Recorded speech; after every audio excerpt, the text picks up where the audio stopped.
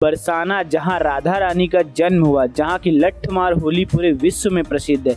बहुत से भक्त सिर्फ बरसाना में लठमार होली देखने और राधा रानी के मंदिर लाडली महाराज मंदिर दर्शन करने पहुंचते हैं। तो आज की वीडियो में हम बात करने वाले हैं कैसे आप बरसाना जा सकते हैं, बरसाना में रुकने की क्या व्यवस्था है, बरसाना में खाने पीने की क्या व्यवस्था है, और अगर आप बरसाना घूमने जाते हैं तो बरसाना घूमने में आपका कितना खर्च आता है, और घूमेंगे पूरा बरसाना नंदगांव, जहाँ 11 साल के बाद कृष्ण भगवान ने निवास किया, और देखेंगे बरसाने की होली। तो दोस्तों वीडियो को पूरा देखिएगा और कमेंट में राधे राधे जरूर लिखिएगा। और जिन भक्तों ने अभी तक हमारे चैनल को सब्सक्राइब नहीं किया है तो हमारे चैनल को सब्सक्राइब कर दें, बेल आइकन को प्रेस कर दें, क्योंकि हमारे चैनल पर ऐसी ही यात्रा से जुड़े हुए इन्फॉर्मेटिव वीडियो बराबर अपलोड होते रहते हैं। तो चलिए हमारे साथ घूमिए बरसाना। बरसाना उत्तर प्रदेश के मथुरा जिले में छाता तहसील के अंतर्गत नंदगांव ब्लॉक में स्थित एक छोटा सा गाँव है, जो राधा रानी और भगवान कृष्ण और होली के लिए पूरे देश और विदेश में जाना जाता है। बरसाना आप 3 तरीके से जा सकते हैं। सबसे पहला और आसान तरीका है बाई ट्रेन। मुख्य रूप से बरसाना के नजदीक 2 रेलवे स्टेशन है। पहला है कोसीकला और दूसरा है मथुरा जंक्शन। देश के सभी मुख्य शहरों से कोसीकला और मथुरा के लिए सीधे ट्रेन चलती है। अगर आप राजस्थान की तरफ से आ रहे हैं तो आपके लिए कोसीकला नजदीक रहेगा। अगर आप दिल्ली की तरफ से आ रहे हैं तो फिर आपके लिए मथुरा रेलवे स्टेशन नजदीक रहेगा। अगर दूरी की बात करें तो कोसीकला से बरसाना की दूरी लगभग 19 किलोमीटर के आसपास है, और मथुरा से बरसाना की दूरी लगभग 50 किलोमीटर के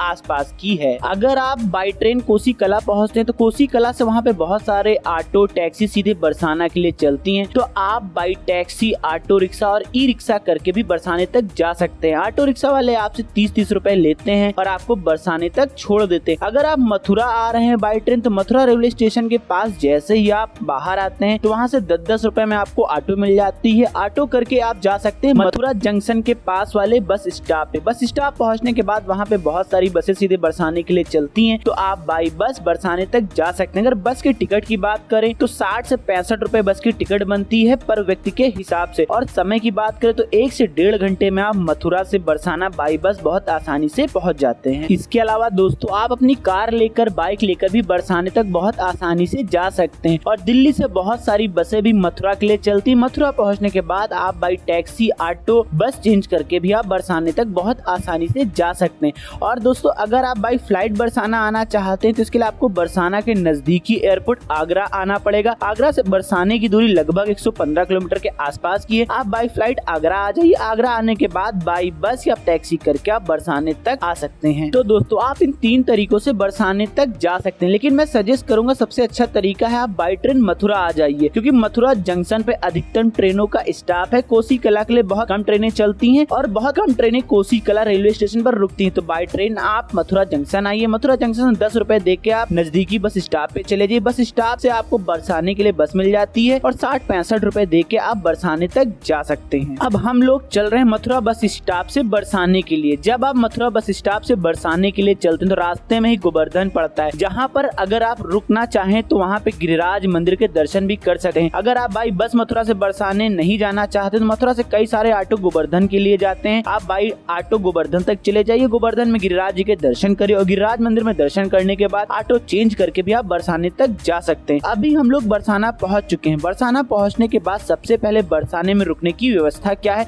इसके बारे में बात कर लेते हैं। बरसाने में आपको बहुत ज्यादा अच्छे होटल देखने को नहीं मिलेंगे। यहाँ पर बहुत सारे आश्रम बने हुए हैं, लॉजेस बने हुए हैं और गेस्ट हाउस भी बने हुए हैं। अगर किराए की बात करें तो इस समय होली का टाइम था, इसलिए यहाँ पर जितने भी गेस्ट हाउस, लॉजेस, आश्रम पूरी तरीके से फुल है। यहाँ पर 1000 रुपए से लेकर 3000 रुपए के आसपास आपको आश्रम, गेस्ट हाउस और होटल में रूम मिलने वाले हैं होली के समय में। इसके अलावा अगर आप होली के अलावा कभी भी आते हैं, यहाँ पे मुख्य रूप से 3 त्योहार मनाए जाते हैं, राधा अष्टमी, कृष्ण जन्माष्टमी और होली। इन 3 त्योहारों को छोड़ के आप कभी भी बरसाने आते हैं तो यहाँ पे आपको 200 रुपए से लेके 800 रुपए में आश्रम और प्राइवेट होटल में रूम बहुत आसानी से मिल जाते हैं। इसके अलावा यहाँ पे आपको बेड सिस्टम भी मिल जाता है, जहाँ पे आश्रम में आपको बहुत बड़े बड़े हाल बने होते हैं और बहुत सारे गद्दे पड़े होते हैं। हैं पर गद्दे के हिसाब से इसमें आपको 100 रुपए से लेकर 200 रुपए तक देने होते हैं अगर आप इन 3 त्योहारों के अलावा आते हैं। अगर आप इन 3 त्योहारों के समय आ रहे हैं, होली, जन्माष्टमी, राधाष्टमी, तो आपको पर गद्दे के लिए भी 500 रुपए देने पड़ सकते हैं। तो दोस्तों हम लोग बरसाना पहुंच चुके थे और हमारे रुकने की व्यवस्था हो चुकी है। अब हम बात कर लेते हैं बरसाने में आपको कहां कहां विजिट करना चाहिए। तो बरसाने में सबसे पहले हम चल रहे हैं लाडली जी आश्रम, जिसे कि राधा मंदिर के नाम से भी जाना जाता है। राधा रानी मंदिर एक पहाड़ी पर स्थित है जिसकी ऊंचाई लगभग 250 मीटर है। वास्तव में इस मंदिर का इतिहास बहुत ही रोचक है और इससे जुड़ी कई धार्मिक कथा भी प्रचलित है। इस पहाड़ी को बरसाने का माथा भी कहा जाता है। राधा रानी मंदिर को बरसाने की लाडली का मंदिर और राधा रानी का महल भी कहा जाता है। राधा रानी के पिता का नाम वृषभान और माता का नाम कीर्ति था। राधा रानी का जन्म जन्माष्टमी के 15 दिन बाद भाद्रपद मास की शुक्ल पक्ष की अष्टमी को हुआ था। इसीलिए बरसाना के लोगों के लिए यह जगह और यह दिन बहुत ही महत्वपूर्ण है। इस दिन राधा रानी के मंदिर को फूलों से सजाया जाता है और राधा रानी को 56 प्रकार के व्यंजन परोसे जाते हैं। राधा रानी मंदिर तक जाने के लिए अब 2 रास्ते बन गए। एक रास्ता है जिसमें आपको 150 सीढ़ी चढ़कर मंदिर तक जाना होता है और दूसरा रास्ता है जिस रास्ते से आप अपनी कार लेकर भी मंदिर तक बहुत आसानी से जा सकते हैं। लेकिन अगर आप राधा अष्टमी या फिर होली या फिर जन्माष्टमी के अवसर पर बरसाना आ रहे हैं तो आपकी कार को बरसाना गांव के बाहर ही रोक दिया जाएगा, क्योंकि इन त्योहारों पर बरसाने में बहुत ज्यादा भीड़ होती है। किसी भी प्राइवेट व्हीकल को बरसाने के अंदर नहीं जाने दिया जाता है। अगर आप कहीं से सोर्स सिफारिश करके अपनी कार अंदर लेकर जाते हैं तो आप समझ लीजिए बहुत बुरे जाम में फंसने वाले हैं। अब हम लोग लाडली जी मंदिर पहुंच चुके हैं। मंदिर बहुत ही सुंदर बना हुआ है। यह लाल बलुआ पत्थर से बना हुआ और उसकी आंतरिक दीवार और छत को जटिल हाथ की नक्काशी से सजाया गया है। मंदिर के लाल और सफेद पत्थरों को राधा कृष्ण के प्रेम का प्रतीक माना जाता है। लाडली जी मंदिर को खुलने और बंद करने का अपना एक विशेष समय है। अगर आप गर्मियों में बरसाना जा रहे हैं तो यह मंदिर सुबह 5 बजे खुलता है और दोपहर को 2 बजे बंद हो जाता है। फिर शाम को 5 बजे यह मंदिर खुलता है और रात में 9 बजे तक इसमें दर्शन करने आप जा सकते हैं। अगर आप शीतकालीन मतलब ठंडक के समय में बरसाना श्री लाडली जी मंदिर दर्शन करने जा रहे हैं तो यह मंदिर सुबह 5:30 बजे से लेकर 2 बजे तक खुला रहता है और शाम को 5 बजे से लेकर 8:30 बजे तक मंदिर में दर्शन करने को मिल जाता है। तो अभी हम भी पहुंच चुके हैं राधा रानी के मंदिर और कर लेते हैं दर्शन। इस समय होली की वजह से राधा रानी मंदिर में होली का उत्सव भी मनाया जा रहा है। राधा रानी मंदिर के दर्शन करने के बाद अब हम लोग चल रहे हैं बरसाने के दूसरे मंदिर के दर्शन करने, जिसे कि कीर्ति मंदिर के नाम से जाना जाता है, जो कि राधा जी की माता का नाम था कीर्ति। उन्हीं के नाम पे कीर्ति मंदिर, जिसे कि जगत गुरु कृपालु महाराज जी ने बनवाया है। कहते हैं भारत में कीर्ति माँ का इकलौता मंदिर है जो सिर्फ बरसाने में ही बना हुआ है। कीर्ति मंदिर की भव्यता भक्तों को अपनी ओर बहुत ही आकर्षित करती है, क्योंकि यह मंदिर बहुत ही सुंदर बना हुआ है। इस मंदिर में जाकर भी आपको दर्शन कर लेने हैं और शाम के समय कीर्ति मंदिर बहुत ही सुंदर लगता है। यहाँ का जो लाइटिंग सिस्टम है कीर्ति मंदिर को, वो रात में कीर्ति मंदिर को और भी सुंदर बना देता है। इसके बगल में ही रंगीली महल भी बना हुआ है, जो कि श्रद्धालुओं के लिए बंद कर दिया गया है। इसे अब आश्रम में तब्दील कर दिया गया। पहले रंगीली महल में जाकर भी श्रद्धालु घूम सकते थे। कीर्ति मंदिर भी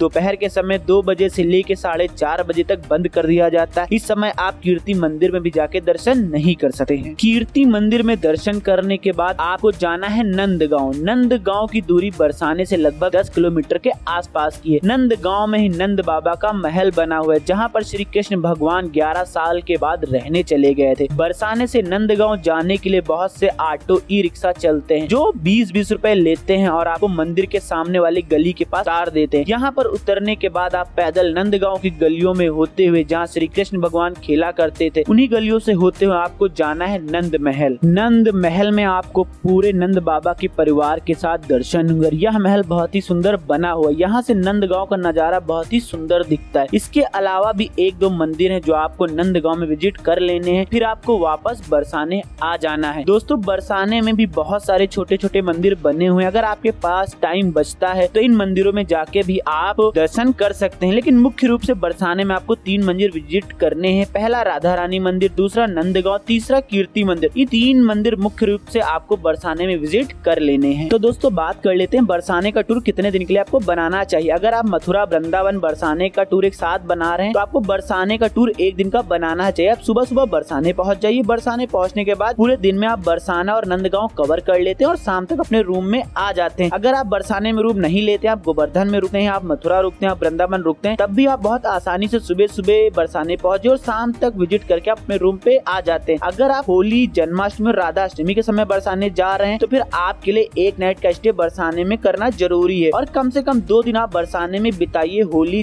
जन्माष्टमी और राधा अष्टमी के समय, क्योंकि इस समय बरसाने में घूमने का जो मजा होता है, जो चीजें आपको बरसाने में देखने को मिलती हैं, वो बिल्कुल ही अलग तरीके की होती हैं। ऐसा माहौल आपको कभी भी बरसाने में देखने को नहीं मिलेगा जो जन्माष्टमी, राधा अष्टमी और होली के दिन में आपको देखने को मिलता है। अब दोस्तों बात कर लेते हैं बरसाने में खाने पीने की क्या व्यवस्था। तो यहाँ पर आपको खाने पीने की सारी चीजें देखने को मिल जाएंगी। यहाँ पे आपको 100 रुपए से लेकर 150 रुपए में प्लेट सिस्टम देखने को मिल जाता है। तो आप 100 रुपए से लेकर 150 रुपए में भरपेट खाना खा सकते हैं। इसके अलावा दोस्तों अगर आप राधा अष्टमी, जन्माष्टमी या फिर होली में बरसाना जा रहे हैं तो यहाँ पे बहुत सारे लंगर और भंडारे भी चलते रहते हैं जिसमें आप भरपेट खाना खा सकते हैं। अब दोस्तों यहाँ पे बात आती है आपको बरसाना कब जाना चाहिए। अगर आप भीड़ भाड़ पसंद नहीं करते हैं तो आपको बरसाना 3 त्योहारों को छोड़ के, जन्माष्टमी, राधा अष्टमी और होली, इन 3 त्योहारों को छोड़ के आप कभी भी बरसाने जा सकते हैं। आपको कोई भी दिक्कत नहीं होगी और बहुत ज्यादा आपको भीड़ देखने को नहीं मिलेगी और आप कम बजट में बरसाना बहुत अच्छे से घूम लेंगे। अगर आप भीड़ भाड़ में घूमना पसंद करते हैं और होली, जन्माष्टमी और राधा अष्टमी बरसाना जाना चाहते हैं तो इस समय आपको भीड़ बहुत ज्यादा मिलेगी। तो थोड़ी सी परेशानी आपको भीड़ की वजह से हो सकती है और थोड़ा सा खर्च भी आपका ज्यादा आ सकता है। तो दोस्तों आखिर में बात कर लेते हैं बरसाना घूमने में कितना खर्च आएगा। तो बरसाना घूमने में आपको 2 तरीके से खर्च आने वाला है। पहला खर्च मैं बता देता हूँ, पीक सीजन में अगर आप जाते हैं होली, जन्माष्टमी, राधा अष्टमी, तो इस समय आपका खर्च जो आने वाला है वो एक दिन के हिसाब से 3000 रुपए से 3500 रुपए के आसपास का आने वाला है अगर आप एक नाइट का स्टे करते हैं बरसाना में तो। और अगर आप ऑफ सीजन में जाते हैं, इन 3 त्योहारों के अलावा कभी भी बरसाना जाते हैं, तो मथुरा पहुंचने के बाद बहुत कम बजट में लगभग 1000 रुपए में आप पूरा बरसाना विजिट कर सकते हैं। 3 से 400-500 में आपको रूम मिल जाएगा, 400-500 में आपका भरपेट खाना हो जाएगा। तो आप मात्र 1000 रुपए में बरसाना कवर कर सकते हैं। बरसाने की होली, लठमार होली जो विश्व प्रसिद्ध है, अगर आपके पास टाइम है, आप भीड़ भाड़ मैनेज कर सकते हैं तो एक बार बरसाने की लठमार होली देखने जरूर आपको जाना चाहिए। और दोस्तों सभी भक्त कमेंट में राधे राधे जरूर लिखेंगे और जिन भक्तों का कोई सवाल है बरसाने से जुड़ा हुआ वो कमेंट में कमेंट करके पूछ सकते हैं, आपको उसका उत्तर तुरंत ही दिया जाएगा। और जिन भक्तों ने अभी तक हमारे चैनल को सब्सक्राइब नहीं किया है तो हमारे चैनल को सब्सक्राइब कर दें, बेल आइकन को प्रेस कर दें, क्योंकि हमारे चैनल पर ऐसे इन्फॉर्मेटिव वीडियो बराबर अपलोड होते रहते हैं। आपसे मिलते हैं नेक्स्ट वीडियो में, तब तक के लिए जय माता दी।